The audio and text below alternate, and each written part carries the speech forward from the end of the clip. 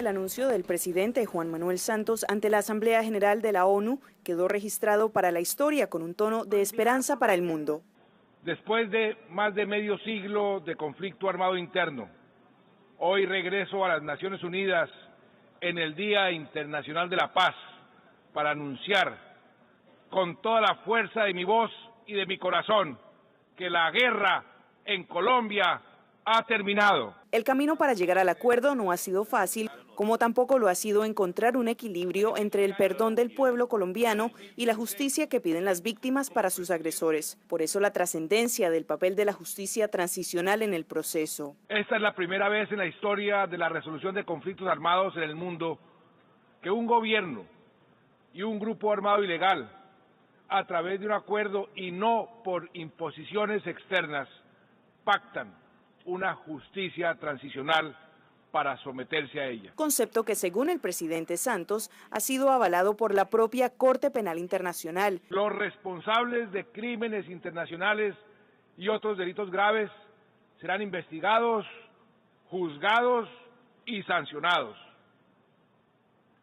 Esto ha sido destacado positivamente por la fiscal de la Corte Penal Internacional. Juan Manuel Santos aseguró que el acuerdo fue diseñado pensando en los derechos de las víctimas del conflicto. Derechos a la verdad, a la justicia, a la no repetición y a la reparación.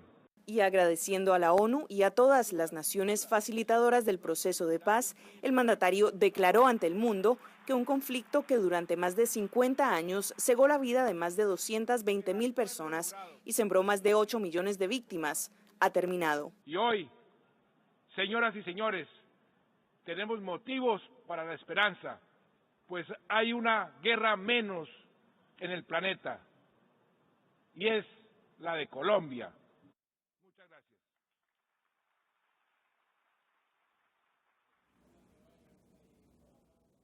Bueno, aquí está con nosotros Armando Caicedo, que es periodista y escritor colombiano.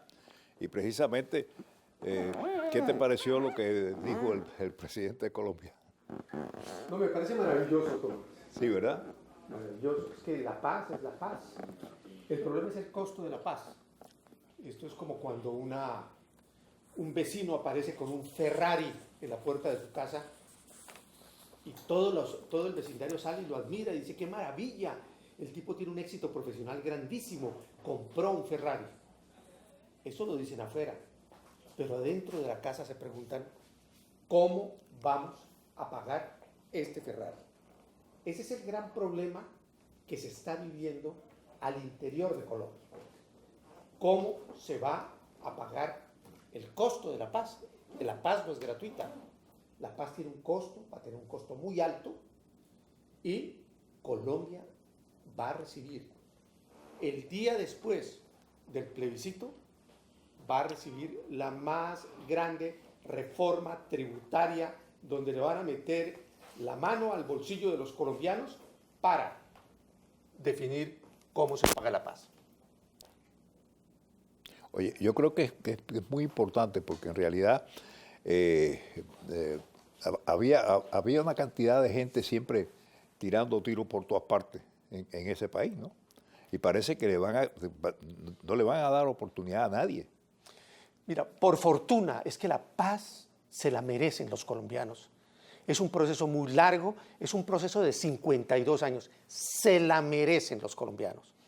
El problema de la paz es que está rodeado de tanta retórica, de tantas palabras bonitas, de tantas palomas de la paz, y está ocultando una cantidad de problemas que tarde o temprano se van a aflorar. Los problemas son muchos.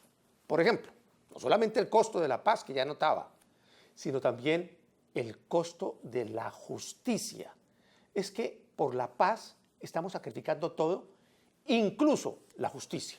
Yo voy a poner un pequeño ejemplo. Este hombre afgano, ciudadano americano, que puso unas bombas en Nueva York, va a recibir cadena perpetua.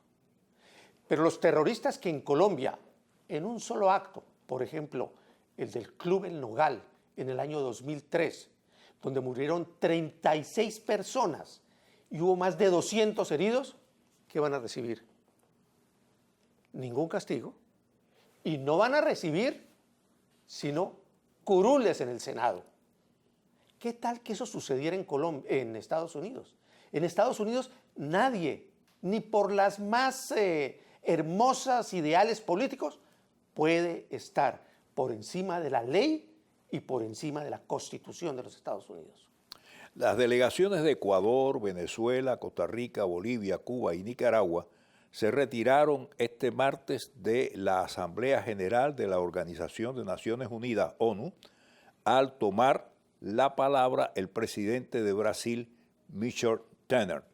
¿Cómo se interpreta este gesto según los códigos diplomáticos de la ONU? Pues mire, Tomás, la diplomacia y la política están, yo creo que en el mismo tipo de ambiente. Uno, como político, nunca hay muertos políticos. Lo voy a decir en otras palabras. No conozco muy bien el caso de Brasil, pero el caso colombiano, hemos tenido una cosa que se llama los falsos positivos.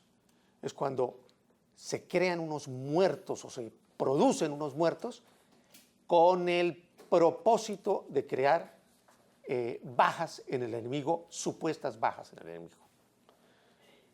Pues de este tema de los falsos positivos se hizo un debate cuando el actual presidente Santos era ministro de Defensa y lo culparon como ministro de Defensa de esos falsos positivos. ¿Quién lo acusó?